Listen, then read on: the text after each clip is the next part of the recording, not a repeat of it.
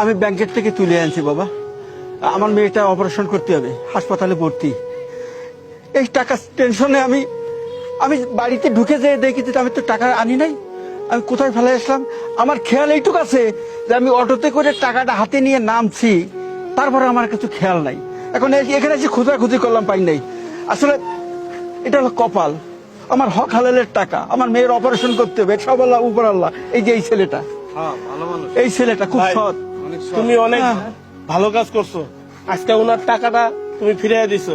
ওনার কত যে উপকার হয়েছে। বাবা একটা কথা রাখবা। কি কাকা? এই টাকা হয়তো আমি পেতাম না, আজকে তুমি সৎ দেখে তুমি টাকাটা আমাকে এনে দিলে, আমি তোমাকে এই টাকাটা আমি দিতে চাই। না কাকা, আমি রাখো বাবা, রাখো। না না কাকা, আমি একটা কথা কই, আমি একটা কথা কই, কথাটা আগে বোঝেন। কি কথা? কাকা, আল্লাহ আপনাদের দুয়ায় আমাকে ভালো চালায়, আমি প্রতিদিন 700-800 টাকা গাড়ি জমা দিও আমি পাই। তারপরে আপনি যে কথা কইছেন, আপনার মেয়ের হচ্ছে অপারেশন, মানে আপনার মেয়ে এখন আমার যদি বোন হইতো, এই বিপদের সময় আমি টাকাটা নেব না।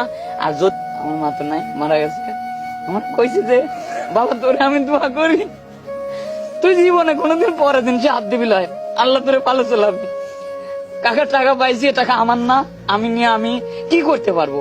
কয় মাস হয়তো ভালো মন্দ খাইতে পারবো, তাছাড়া তো কিছু করার মতোই নাই।